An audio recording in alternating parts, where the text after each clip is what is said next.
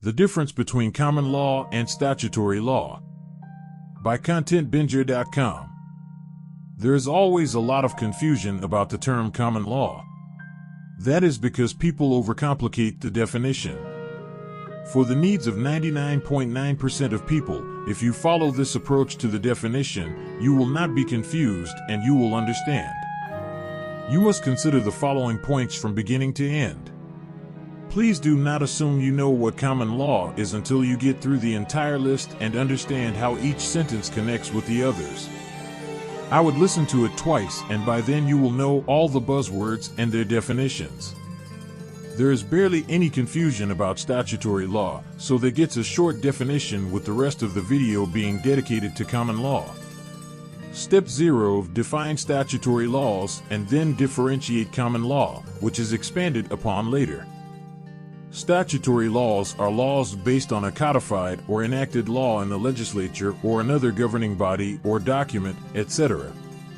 Examples include the Constitution, state legislature, U.S. President, or Congress. Remember, Congress is the House of Reps plus Senate, but we will do a separate video on that confusion.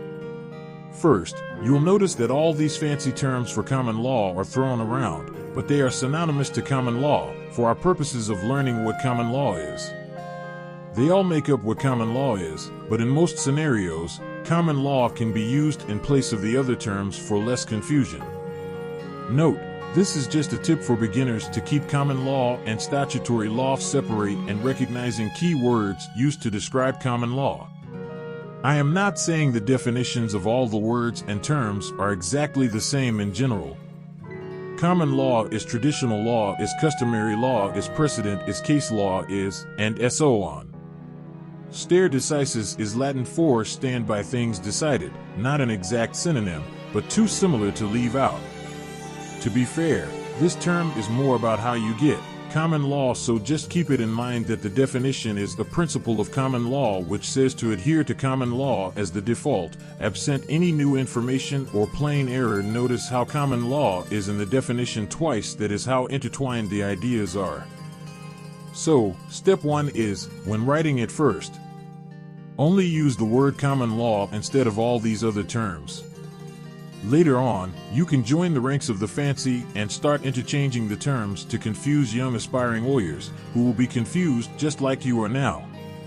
Step 2. When reading, always convert the synonymous terms to the words common law. This will save you time and brain power in the long run. It will also show you how annoying it is when people use 78 terms when they are referring to the same thing. This happens often in law, sometimes for good reason, and in others, not so much. Is it stylistically more appealing to use the other terms? One could argue it might be.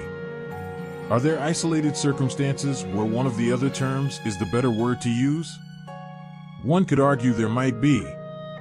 And yet I stand by my statement, and I am still telling you, those counterarguments are irrelevant for most purposes. You will almost never find yourself in trouble if you just use the words common law. One of the only major exceptions is when you are trying to describe what common law is to people in a video.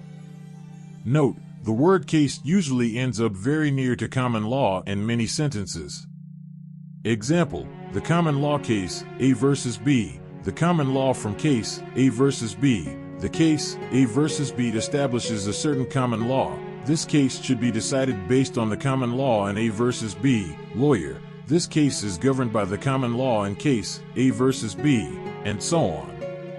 In my opinion, this is because describing the piece of common law, in terms of name, location, date, etc., is the only way to qualify what makes it common law and applicable. Let me explain. In part 2 to this video, which you can find on our YouTube channel or on ContentBinger.com. Thanks for watching. For more content, check out ContentBinger.com.